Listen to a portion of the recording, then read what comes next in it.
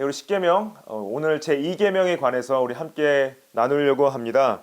제가 지난주에 십계명에 있어서 처음 네 계명이 하나님을 예배하는 부분에 대한 계명이다. 특별히 하나님을 어떻게 사랑할 것인가에 대한 계명이라고 말씀을 드렸습니다. 첫 번째 계명은 예배의 대상, 우리가 하나님만이 우리 오직 하나님만이 우리의 예배의 대상이 되셔야 될 예배의 목적이 되셔야 될 부분 말씀드렸고요. 두 번째 계명은 예배에 대한 방법을 말합니다. 그래서 예배에 대한 태도, 어떻게 하나님께 예배를 드릴 것인가에 대한 부분이고요.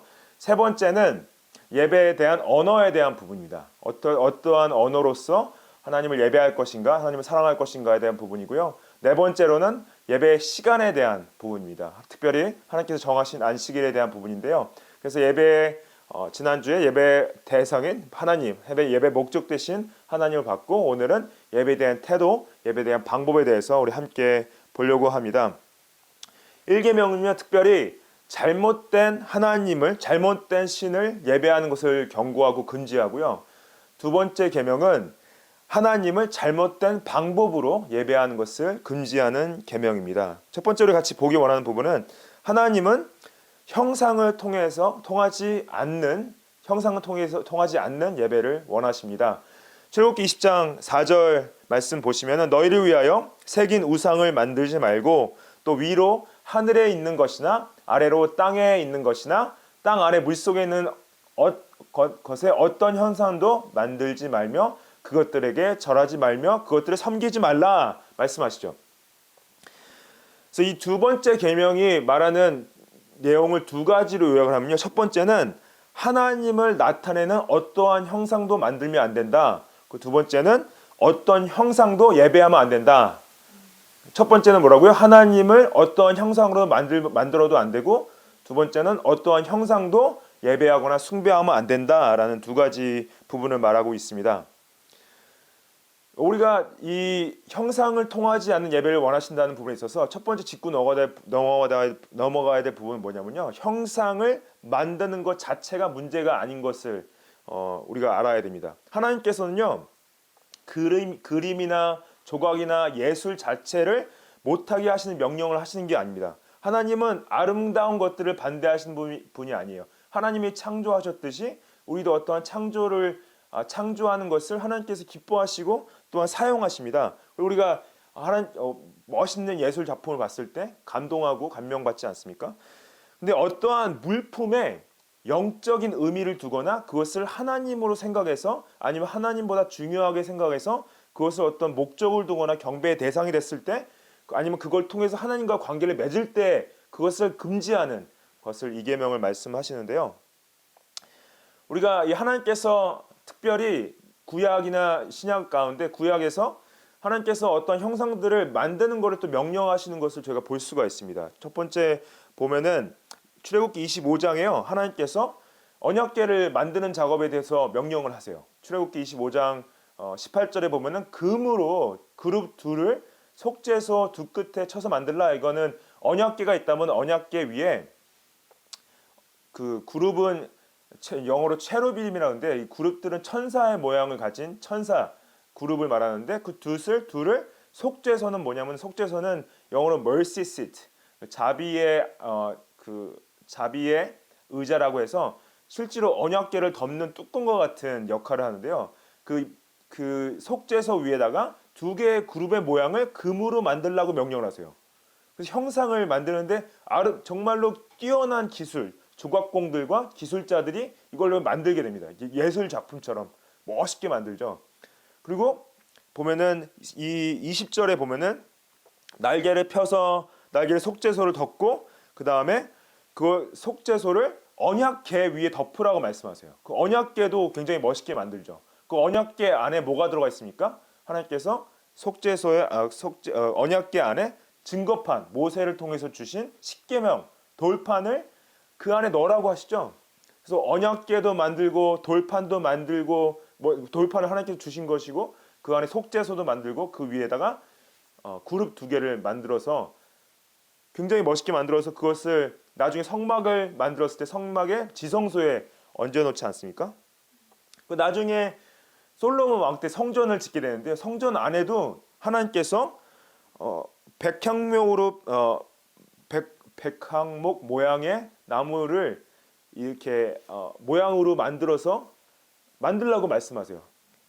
열왕기상 6장 18절 보시면은 백향목에는 밭과 핀 꽃을 아로 새겼다. 그리고 백향목이라 돌이 보이지 아니했다. 그래서 이렇게 문양들을 만들어서 그 성전 안을 멋있게 하나님께서 꾸미시는 것을 명령하십니다.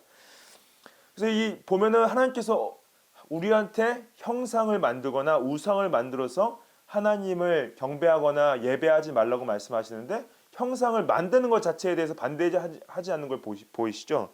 또 어떤 사건이 있었냐면요. 이스라엘 사람들이 광야 가운데 음식이 없어서 하나님께 불평할 때 하나님께서 벌을 내시는 장면이 나옵니다.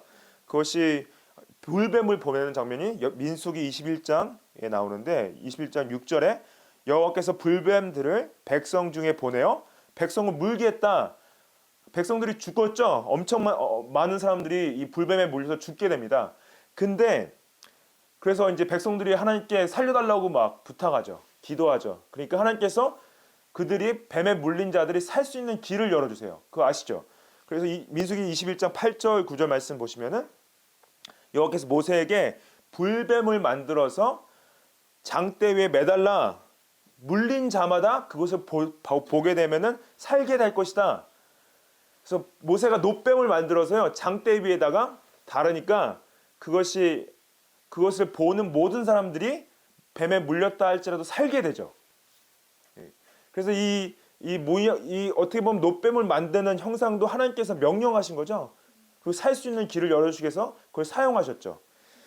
이 놋뱀의 형상이요 나중에 예수님의 예표가 된다는 것을 요한복음에서 말씀하십니다. 요한복음 3장 14절에 보시면은 모세가 광야에서 뱀을 든 것 같이 인자도 들려야 한다. 그래서 모세가 놋뱀을 들었을 때 그걸 본 모든 사람들이 뱀에 물렸더라도 죽지 않고 살았듯이 예수 그리스도의 십자가가 들렸을 때 예수님의 십자가를 보는 모든 사람들이 죄가 있다 할지라도 살게 될 것이다.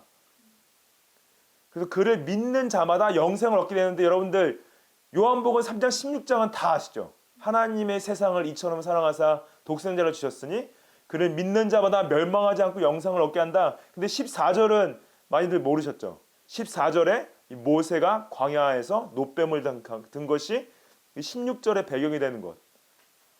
예수님이 예표가 된 거죠. 그래서 형상 자체를 만드는 것이 죄였다면은 하나님께서 과연 이러한 형상들을 만들려고 하셨을까요? 아니죠. 형상 자체를 만드는 것 자체가 문제가 된다고 말씀하신 게 아니고 명령을 하셨죠. 문제는 뭐냐면은 그 형상을 만들었는데 그것이 하나님을 대신하거나 하나님을 예배하는 도구로 쓰여졌을 때 그게 이 계명을 불순종하게 되는 것이죠. 그래서 그거를 분명하게 레위기 26장 1절에 이렇게 명령을 하십니다. 너희는 자기를 위하여 우상을 만들지 말지니 조각한 것이나 주상을 세우지 말며 너희 땅에 조각한 석상을 세우고 그에게 경배하지 말라.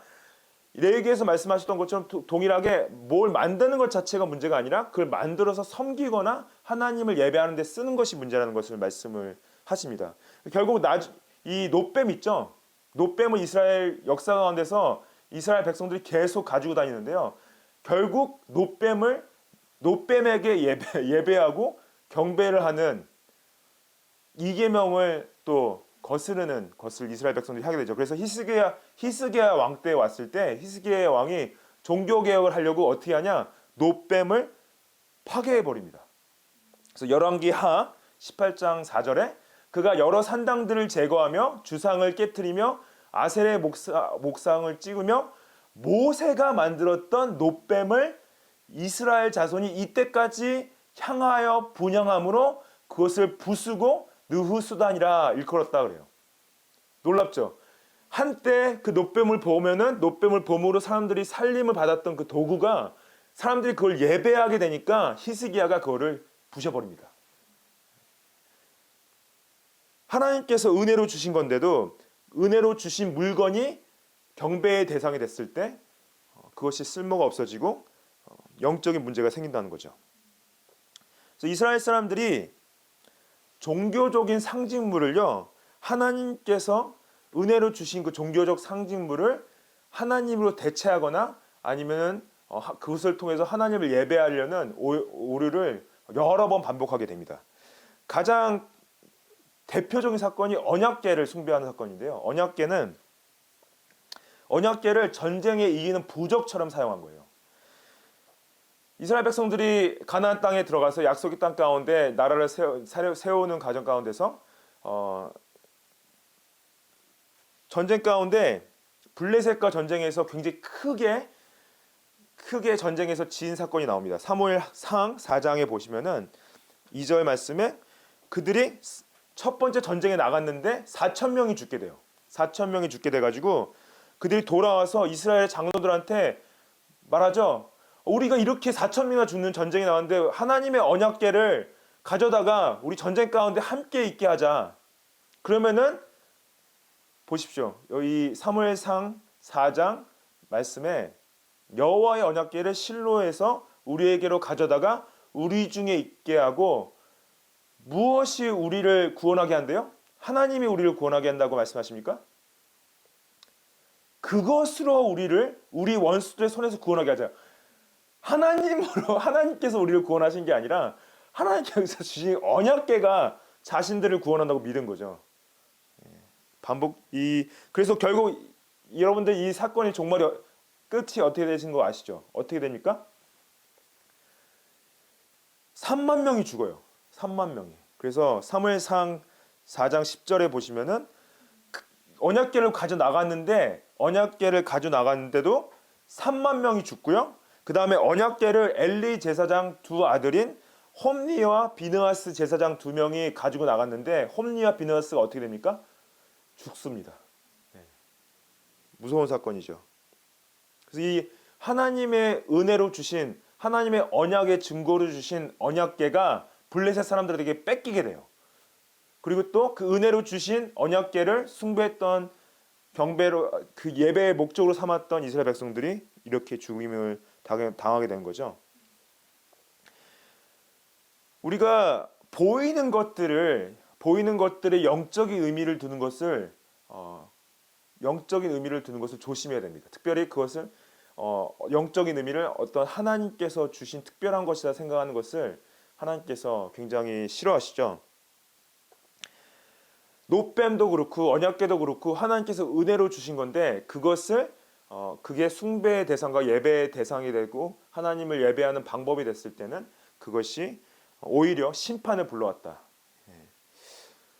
우리 삶 가운데서 하나님께서 주신 보이는 것들 중에 우리가 쉽게 우리도 모르게 그것을 이 삶의 목적으로 삼을 때 우리가 우상화한다고 생각하시면 됩니다. 굉장히 교회사 가운데서 가장 쉽게 우상화됐던 게 뭐죠? 교회 건물이죠. 여러분 건물 자체가 잘못된 건 아니죠. 저는 교회가 건물이 있어야 된다고 생각합니다. 같이 모여서 예배할 수 있는 장소가 있다는 건 하나님께서 주신 은혜고 축복이죠. 건물 자체가 잘못된 건 아닌데 교회사 가운데서 건물을 정말 멋있게 교회 건물 멋있게 짓고요. 교회 건물 자체가 어떤 굉장히 종교적인 부적처럼 그 안에 있는 화려한 예술품들과 작품들이 어떠한 그 사람들에 의해서 영적인 의미가 부여져야 되고 그걸로 통해서 우상 숭배가 이루어진 걸 저희가 많이 봐왔죠. 교회 건물에 하나님을 예배하는 사람들은 비워지고 그냥 어떠한 그 여행자들의 손에 발길에 의해서 멋있는 건물이구나. 그렇게 변질된 거죠. 하나님의 사람들이 없는 예배하는 공간은 교회가 더 이상 아닌 거죠. 우리가 하나님이 원하시는 예배는 무엇이냐? 하나님이 원하시는 예배는요. 보이는 것에 집중하는 예배가 아니라 보이지 않는 하나님께 집중하는 예배입니다. 보이지 않는 하나님께 예배하는 그게 축복이라는 거죠. 우리가 같이 이 예배를 드릴 때 보이는 것들이 있죠. 제가 보이시고 아니면 지금 TV 모니터가 보이시고 아니면 사람들이 보이시는데 우리가 계속 집중해야 될 건 뭐냐? 하나님, 보이지 않는 하나님께 집중하시기를 축복합니다. 하나님께 특별히요, 하나님을 예배하는데 하나님을 사랑으로 예배하기를 또 말씀을 하십니다. 20절, 출애굽기 20장 5절 말씀에 그것들에게 절하지 말며 그것들을 섬기지 말라. 나 내 하나님 여호와는 질투하는 하나님인즉 나를 미워하는 자의 죄를 갚되 아버지로부터 아들에게까지 3세대까지 이르게 하거니와 나를 사랑하라, 이렇게 6절에서 말씀하시는데, 5절 말씀이 이제 4절에서 하나님께서 어떠한 우상을 아니면 형상을 만들어서 자신을 섬기지 말라고 말씀하시는 어떤 조건 가운데서 5절을 넣은 거를 우리가 좀 5절을 넣으신 이유를 좀 짚고 넘어가야 됩니다. 왜 하나님께서 굳이 자신을 질투하는 하나님으로 표현하셨을까? 왜 굳이 하나님께서 자신을 미워하는 자의 죄를 갚으시는데 아버지로부터 아들에게로 3, 4대까지 이르게 하시겠다. 굳이 왜 이러한 말씀을, 이 계명을 말씀하시면서 말씀하셨을까? 이게 무슨 한국 문화가 가지고 있는 업보처럼 부모가 진 죄를 자녀가 뭐 받는 업보를 말씀하시는 건가? 좀 오해할 수 있죠. 이 비슷한 경고가 구약에 반복적으로 나오는데요. 뭐 출애굽기 34장에도 이렇게 말씀하시는데 34장 7절 말씀 보시면은 그러나 벌을 면제하지는 아니하고 아버지의 악행을 자손 3, 4대까지 보응한다. 근데 이 이유를 설명하는 데 있어서 힌트가 어디 나냐면요. 여기 7장 전반부에 인자를 1000대까지 베풀며 악과 과실과 죄를 용서한다. 용서하는 말씀과 이 어떤 3, 4대까지 보응한다는 말씀이 같이 나오는 것을 힌트로 생각하셔야 됩니다. 민수기 말씀도 보시면 민수기 14장 18절 말씀에 후반에 보시면은 형벌 받는 자는 결탄코 사하지 아니하고 아버지의 죄악을 자식에게 3, 4대까지 이르게 한다. 이런 말씀을 또 반복하시죠. 근데 이것도 이걸 이해하는 데 있어서 이해한 힌트가 어디 나오냐? 그 전반부에 여호와는 노하기를 더디하시고 인자가 많아 죄악과 허물을 사하신다.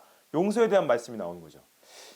이 힌트를 가지고 좀 생각해야 될 건, 이 나중에 또 예레미야서에도 이제 동일한 말씀이 나오긴 하는데, 저희가 출애굽기 20장 5절 특별히 이 계명을 설명하는 데 있어서 이 오해가 뭐냐면요, 어떠한 그 죄성이, 물론 우리가 원죄를 통해서 우리가 이제 죄성을 가지고 태어나지만은 우리 전 세대가 범한 죄에 대한 책임을 어떤 저주나 마법처럼 우리가 물려받아서 업보처럼 그거를 죄값을 치른다 생각하는 것은 잘못된 해석입니다. 그렇게 생각하시면 안 됩니다.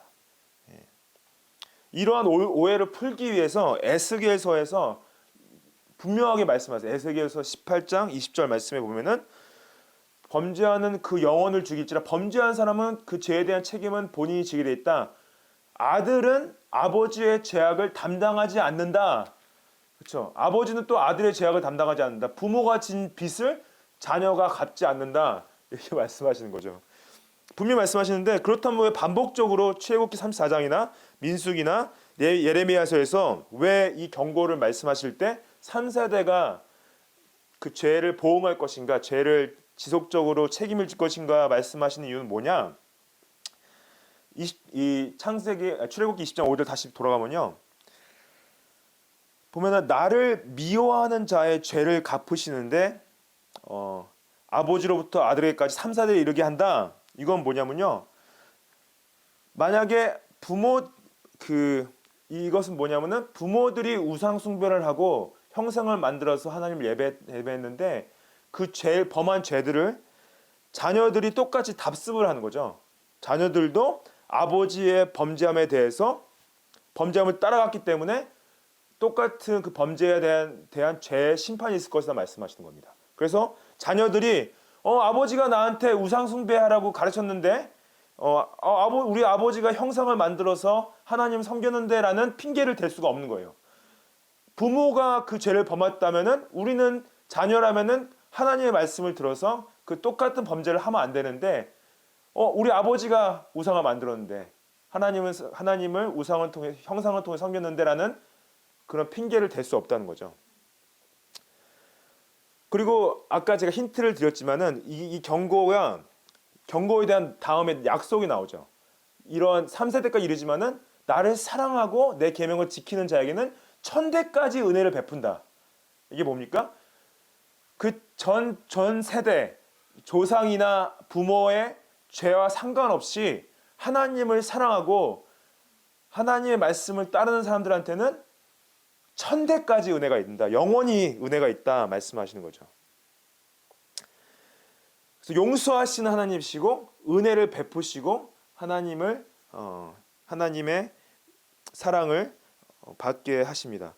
이번 주 금요일 날 기도회 때 저희가 시편 79편 말씀을 나누는데요. 시편 79편 말씀은 예루살렘이 특별히 바벨론에 의해서 멸망되어진 사건을 배경으로 하고 있는데 왜 예루살렘이 나중에 멸망하게 됐냐? 하나님께서 예루살렘에게 이스라엘에게 더 이상 우상을 숭배하지 마라. 형상을 만들어서 나를 예배하지 마라.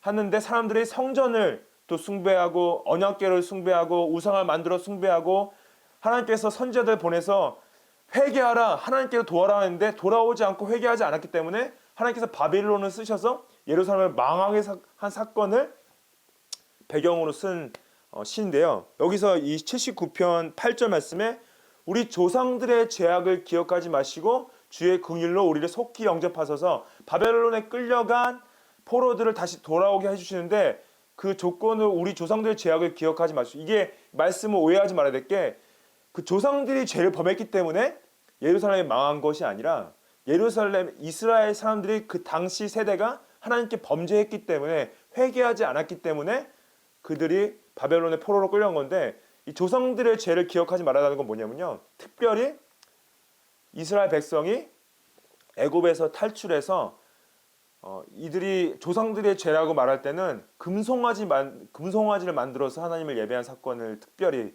기억을 하게 됩니다. 근데 그것이 나중에 이스라엘 가운데 연결되어져서 그것이 멈춰지지 않고 계속되어졌기 때문에 말씀을 하는 건데요. 이 금송아지를 섬긴 사건은 출애굽기 32장에 나오죠. 출애굽기 32장에 이스라엘 백성이 여호와 하나님을 예배하는데 금송아지를 만들어서 예배한 것입니다. 모세가 하나님께 말씀을 받으러 올라갔어요. 산에서 올라가서 시간이 굉장히 많이 지났습니다. 내려오지 않자 이스라엘 백성들이 아론에게, 제사장이었던 아론에게 무엇을 부탁을 하냐? 일어나라. 32장 1절에 일어나 우리를 위하여 우리를 인도할 신을 만들라. 그래요. 모세가 아직 내려오지 않고 있다. 우리를 위한 신을 만들라 하는데, 나중에 4절 말씀 보시면은 아론이 금을 갖다가 만들고 뭐라고 이스라엘한테 말하냐? 송아지 형상을 만든 다음에 아론이 정말 말도 안 되는 얘기를 합니다.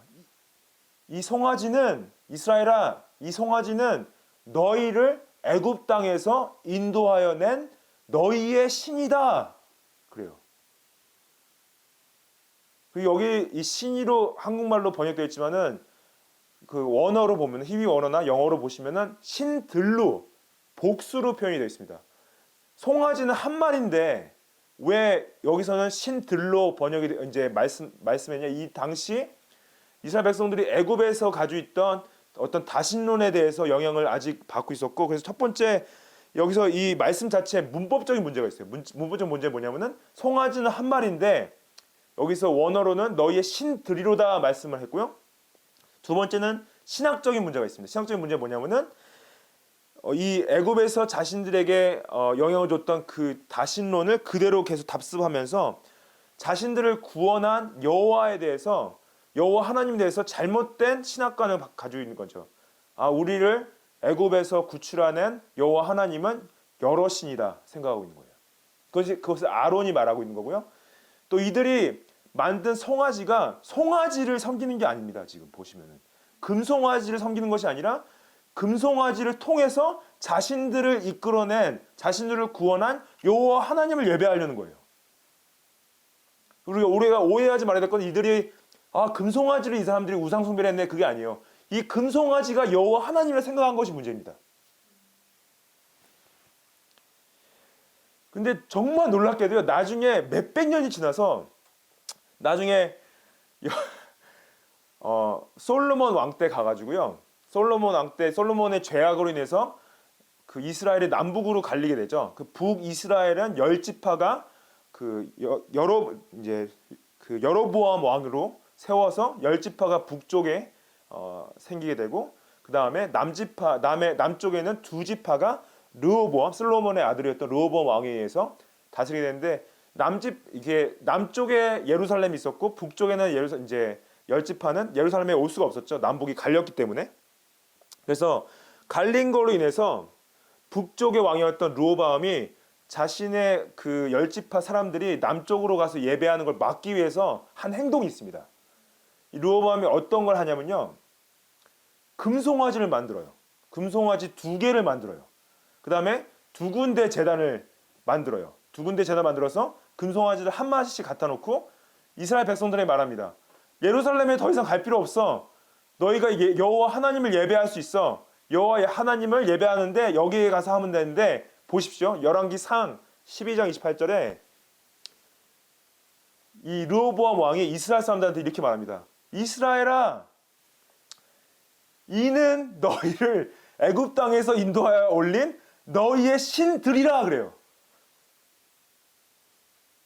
출애굽기에서 아론이 했던 말을 똑같이 말합니다. 근데 그 당시에는 아론은 금송아지가 한 마리였죠. 근데 여기는 2마리긴 해요. 그렇죠? 2마리인데 이 금송아지가 누구냐? 우상신입니까? 이 사람들이 생각하는 게? 아니죠. 이 사람 생각하는 거, 이것은, 이 금송아지는 너희를 이스라엘에서 인도하는 여호와 하나님이다 말씀하시는 거예요.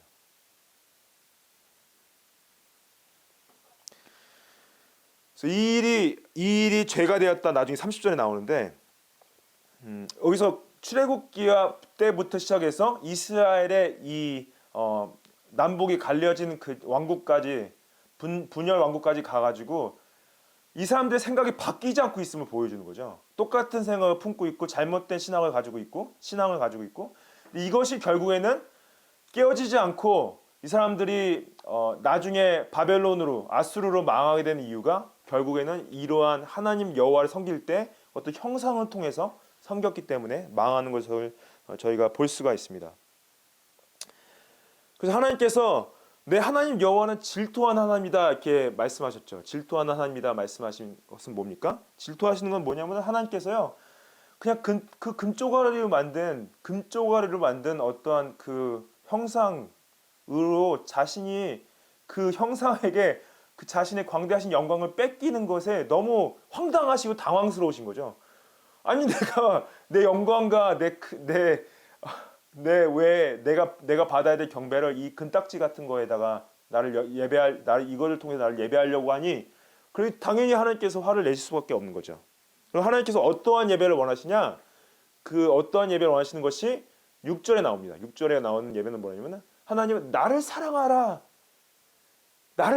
하시는 거죠. 내가 보이진 않지만 나를 사랑하라. 하나님은 그 어떠한 형상도 아닌 나를 사랑하라 말씀하시는 겁니다. 그래서 여기 이 6절 말씀의 영어로 어떻게 되어 있냐면요, 내가 너에게 신실하게 사랑했기 때문에 너희도 나를 사랑하라 이렇게 말씀하시는 거죠. 내가 너희 신실하게 사랑했기 때문에. 우리 예배의 내용은 뭡니까? 우리 예배의 내용은요, 하나님을 사랑하는 내용입니다. 우리 예배는, 하나님이 원하시는 예배는 뭐냐면요, 하나님을 향한 사랑이죠. 우리 찬양 가운데 하나님의 사랑이 없다, 우리 기도 가운데 하나님을 향한 사랑이 없다, 우리 말씀 가운데 하나님을 향한 사랑이 없다, 그러면 그냥 빈 껍질 같은 예배가 될 수밖에 없다 말씀하십니다. 말씀 가운데, 기도 가운데, 찬양 가운데, 우리 성례 가운데 하나님을 향한 사랑이 없다, 그러면 하나님이 기뻐 받으시는 예배가 아니시라고 말씀하시는 거죠. 우리가 온라인으로 예배를 드립니다. 온라인으로 예배를 드리고 음악이 좀 마음에 안 드실 수 있어요. 제가 하는 설교가 좀 마음에 안 드실 수 있어요. 불편해요. 근데 우리 마음 가운데 하나님을 향한 사랑이 있다, 그러면 그것도 하나님께서 받으신다는 거죠. 여러분들 하나님 사랑하십니까? 저는 이 온라인으로 예배드리는 것이 너무 힘들고 마음에 들지 않습니다. 빨리 모여서 예배했으면 좋겠어요. 함께 모여 찬양했으면 좋겠어요.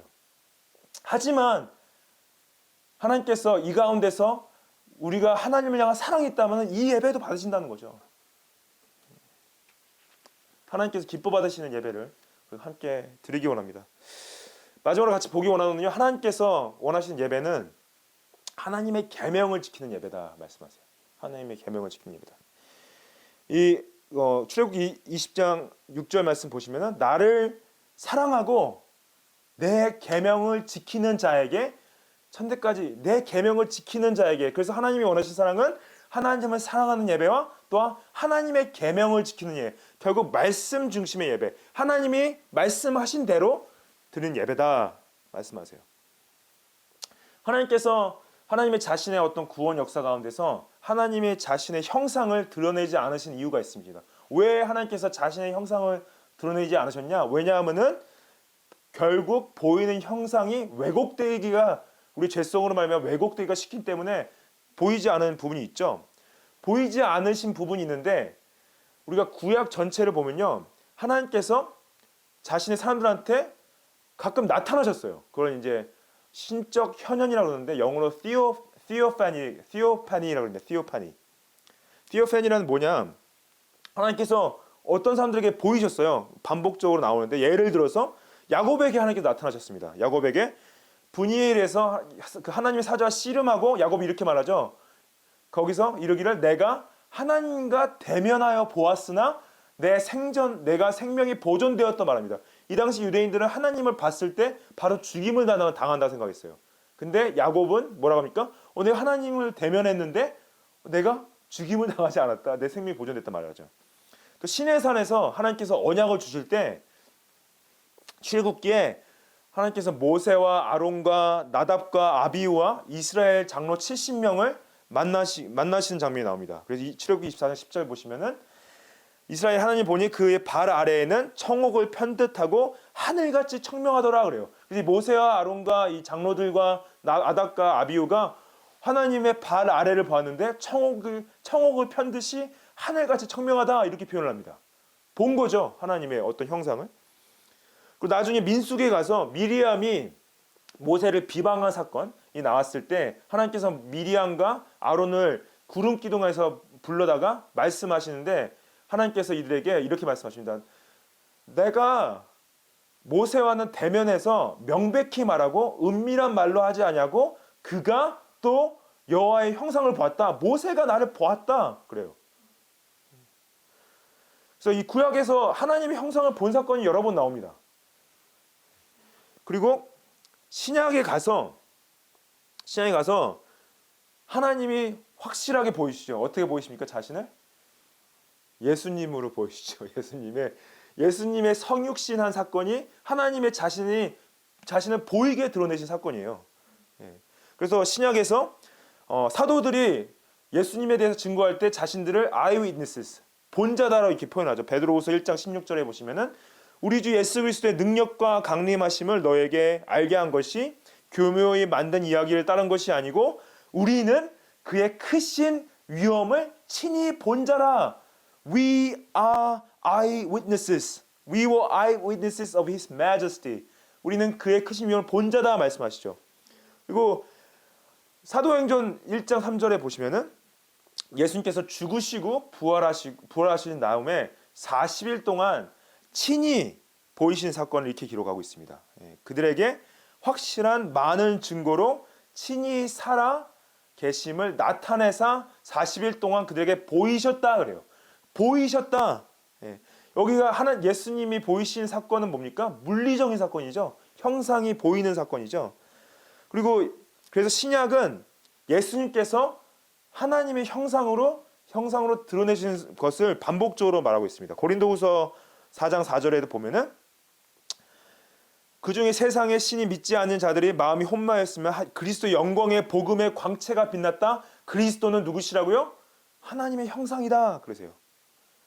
그리고 골로새서 1장 15절에도 그는 보이지 아니하는 하나님의 형상이시다. 예수 그리스도는 보이지 아니하는 하나님의 형상이시다. 그래서 이 구약에 하나님께서 자신의 형상을 드러내셨을 때랑 신약에 와서 예수님을 통해서 자신의 형상을 드러내셨을 때 보이게 나타나셨는데, 이걸 봤을 때 우리가 뭘 볼 수 있냐면요, 하나님께서 자신을 형상화 하시는 것 자체가 잘못된 게 아닙니다. 하나님께서 자신을 형상화하는 게 뭐냐? 예수님이 사람이 만든 겁니까? 아니죠. 사람이 만든 형상은 아닌 거죠. 하나님 구약에서 본 형상이 사람들이 만들어낸 형상입니까? 아니죠. 하나님께서 자신을 형상으로 드러내신 거예요. 예수님도 하나님의 형상을 드러내신 거예요.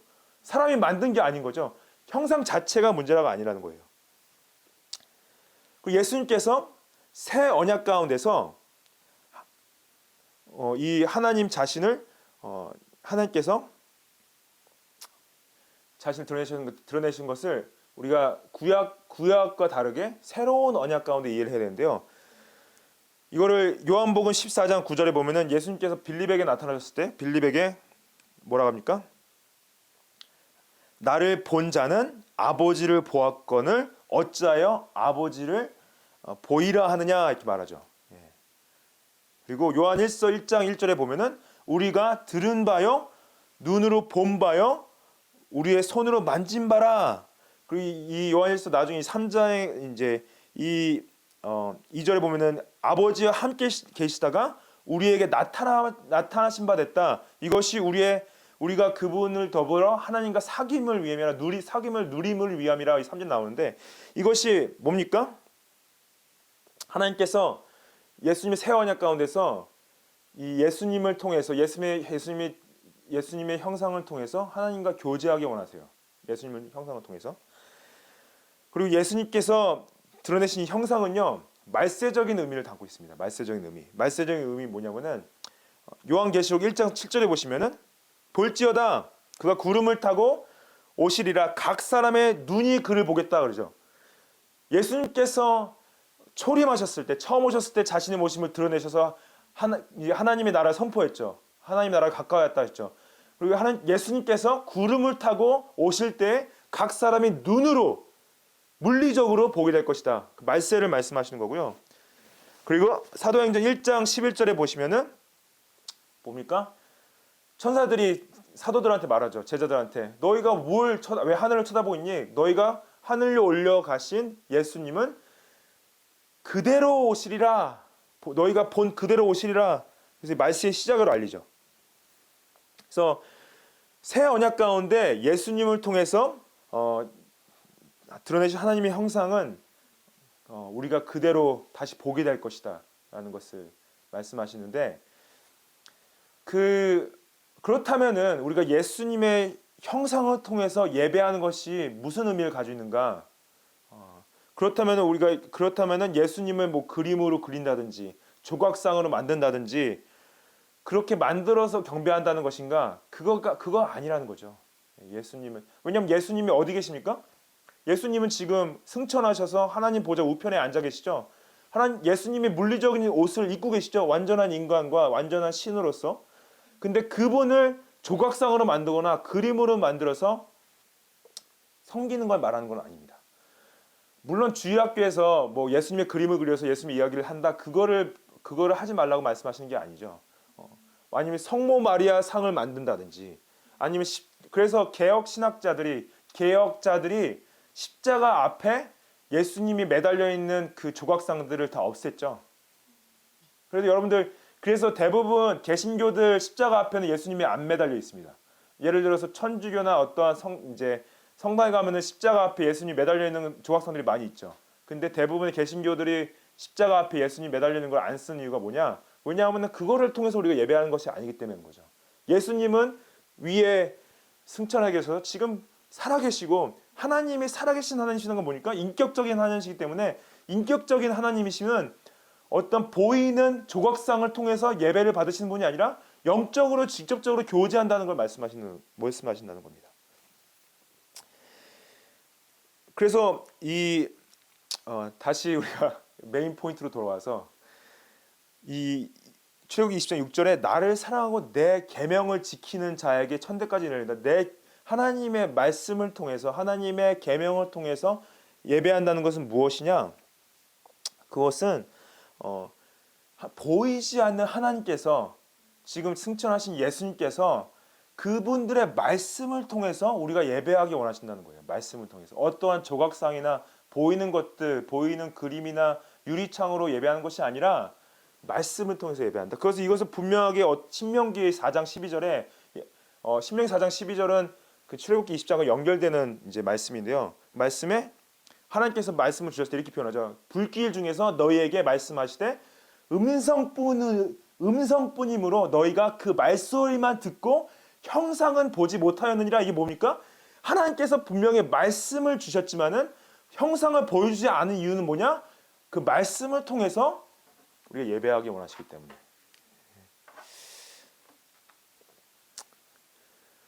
제가 작년에 그 저희가 예배에 대해서 제가 설교를 한번 한 적이 있는데 거기서 그때 예배에 대해 설교를 하면서 저희 개혁신학이 가지고 있는 규제적 원리에 대해서 말씀을 드리겠습니다. 규제적 원리는 뭐냐면요.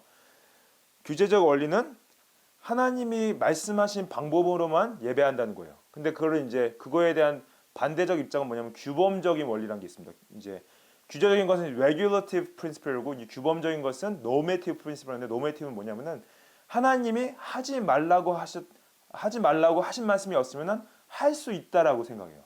하나님이 하지 말라고 하신 말씀이 없으면은 할 수 있다고 생각하는 것이 규범적인 것이고 하나님이 하라고만 하는 것이 규제적으로 생각하는데 이 말이 좀 이게 굉장히 큰 차이가 있는 입장이긴 합니다. 근데 저희가 따르는 건 규제적인 건데 규제적인 거는 말을 들었을 때 좀 딱딱하죠. 왜 하나님이 말씀하신 대로만 예배해야 돼? 내가 원하는 대로 예배하고 싶은데 이 규제적인 거는 어떻게 생각하면 좋냐면요. 예를 들어서 여러분들 차일드케어 같은 데 보면은 아이들이 안전하게 놀기 위해서 담을 쳐놓잖아요. 담 안에서만 아이들이 노는 것이 신나게 자유롭게 놀 수 있는 것은 담 안에서. 예를 들어서 만약에 차일드케어가 담이 없고 뭐 차가 다니는 그 찻길과 연결되어져 있어요. 아이들이 찻길에 나가서 막 놀 수 있게 했어요. 그러면은 위험한 거죠. 그럼 자유롭게 노는 게 아닌 거죠. 아이들이 찻길에서 노는 거는 자유롭게 노는 것이 아니라 그거는 위험한 거죠.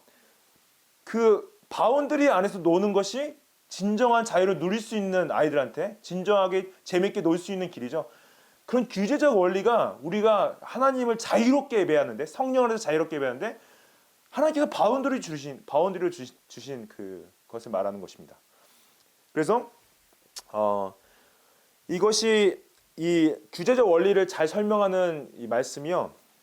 골로새서 2장 말씀인데 골로새서 말씀이 뭐냐면 이 초대교회 가운데 하나님을 예배하는 데 있어서 교회 안에서 하나님이 말씀하신 방법이 아니라 다른 방법으로 예배를 해야 된다는 가르치는 거짓 선생들이 있었어요. 여기 보면은 골로새서 2장 18절 말씀에 아무도 꾸며낸 겸손과 천사 숭배를 이유로 너희를 정죄하지 못하게 하라. 이 말씀 배경이 뭐냐면은 이 거짓 선생들이 유대인들의 전통을 따르라고 이 교인들한테 말을 하는데 특별히 유대인들의 음식법을 따르라고 말하면서 여기서 꾸며낸 겸손이라는 단어는 영어로 이제 에스테티즘이라고 꾸며낸 겸손의 문자적인 해석은 뭐냐면은 금욕주의를 말합니다. 금욕주의. 그래서 음식에 대한 부분이라든지 어떤 뭐 씻는 거에 대한 부분이라든지 유대인의 전통에 따른 금욕주의를 말하는데 금욕주의와 함께 이들이 뭘 또 말했냐면은 천사 숭배를 말했어요. 천사 숭배. 천사를 경배해야 된다. 이것도 하나님께서 명령하신 게 아니라 어떤 이방 종교가 가지고 있는 생각을 어떤 기독교 안에 가지고 들어와서 혼합주의를 만든 거죠. 이제 선생님들이 우리 하나님을 예배할 때 금욕주의를 해야 돼. 천사를 숭배해야 돼. 이렇게 가르치는 거예요. 그리고 나서 이 19절 말씀 보시면은 사도 바울이 머리를 붙들지 아니한다. 그들이 육신의 생각을 따라 헛되이 과장하고 머리를 붙들지 않는다. 여기서 머리는 무엇입니까? 머리는 교회의 머리 대신 예수 그리스도를 말하죠.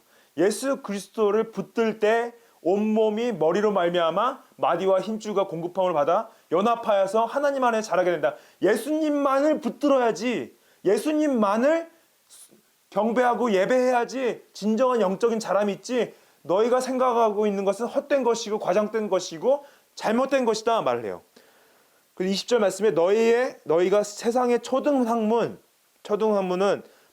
뭐냐면은 복음을 버리고 다른 걸 따르고 있다는 말이에요. 다른 걸 따르는데 그것을 초등학문을 어떻게 표현하냐면 21절에 붙잡지도 말라, 맛보지도 말라, 만지지도 말라 이러한 명령이 없었는데 이를 만들어낸 거예요.